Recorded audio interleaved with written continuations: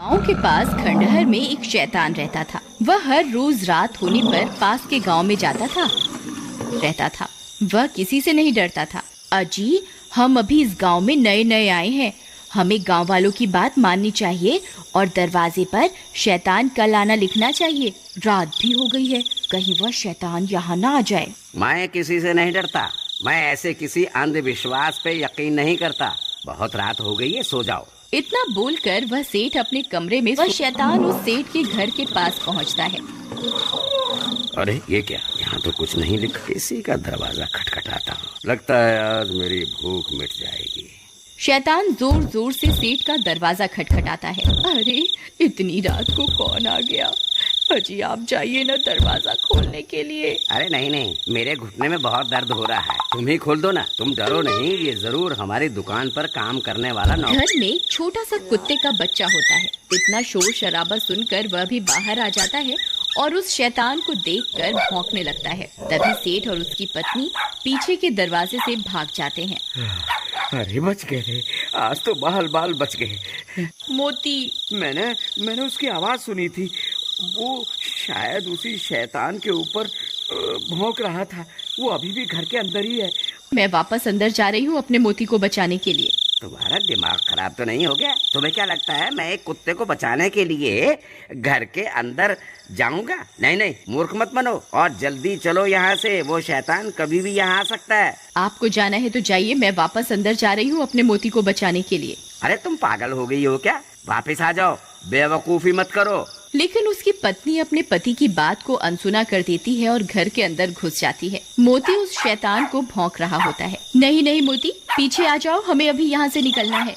हे भगवान, अब मैं क्या करूँ? तभी मोती उस शैतान पर हमला करने के लिए आगे बढ़ जाता है। नहीं मोती, ऐसा मत करो, वापस आ जाओ मोती। फिर उसे बचाने के लिए उसकी पत्नी भी शैतान की तरफ दौड़ पड़ती है और अपने कुत्ते को बचाने के चक्कर में उस शैतान के चंगुल में फंस जाती है।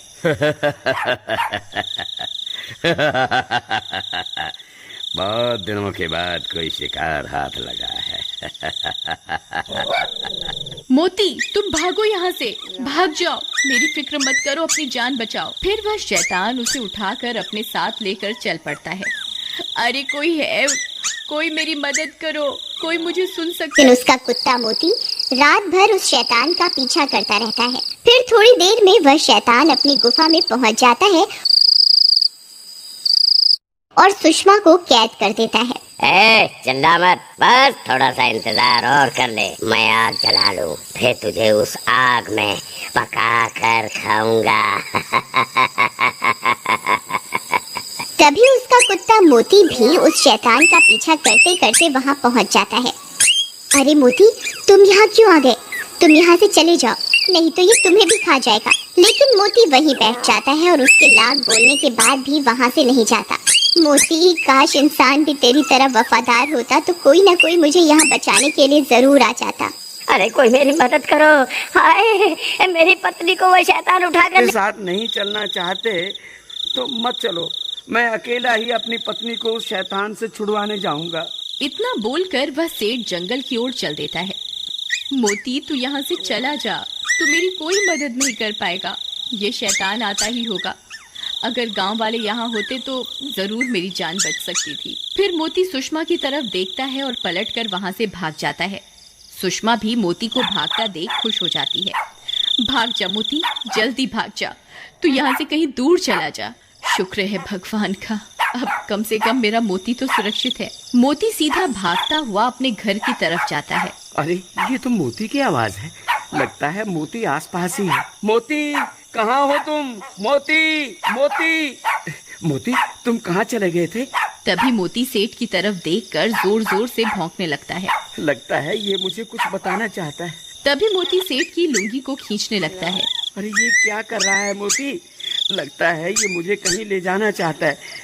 कहीं ये मुझे सुषमा के पास तो नहीं ले जाना चाह रहा। मोती, क्या तुम जानते हो सुषमा कहाँ है? ठीक है मोती, मैं समझ गया तुम क्या बताना चाह रहे हो, लेकिन हम अकेले उस शैतान का सामना नहीं कर पाएंगे। फिर वो दोनों भागकर वापस गांव जाते हैं। अरे भाइयों, जब वो शैतान सुषमा को उठा कर ले जा रहा था तब मोती ने उसका पीछा किया था। अब ये जानता है कि सुषमा कहाँ है। कृपा करके मेरे साथ चलो, हम सब मिलकर सुषमा को बचा सकते हैं। देखो भाई, हम तुम्हारे ऊपर तो विश्वास नहीं कर सकते, लेकिन हमें इस बेजुबान की वफादारी पर पूरा भरोसा है। हम जरूर चलेंगे, चलो अभी चलते हैं। वहीं दूसरी तरफ वह शैतान खंजर लेकर सुषमा की ओर बढ़ रहा होता है। हे ऊपर वाले, अब बस तेरा ही आसरा है, हो सके तो किसी को मेरी मदद के लिए भेज दो। तभी उसे मोती के भौंकने की आवाजें आने लगती हैं। वह शैतान भी हैरान परेशान हो जाता है। अरे मर गए रे, ये इतने सारे लोग कहाँ से आ गए? इनके हाथों में तो मशाल भी है। लगता है मुझे यहाँ से भागना ही होगा। हे ऊपर वाले, तेरा लाख लाख शुक्र है, तूने मेरी सुन ली। तभी सब गांव वाले हाथों में मशाल लेकर वहां पहुंच जाते हैं। वह शैतान इतने सारे लोगों को हाथ में मशाल लिए हुए देखकर डर जाता है। फिर वह शैतान वहां से भाग जाता है और सुषमा भी आजाद हो जाती है। मोती, तुम वापस आ गए मेरी जान बचाने के लिए। अगर तुम्हें कुछ हो जाता तो? सुषमा, मुझे माफ कर दो, मैं तुम्हारी मदद नहीं कर पाया। एक बार फिर इस बेजुबान ने साबित कर दिया कि ये इंसान से भी ज्यादा वफादार है।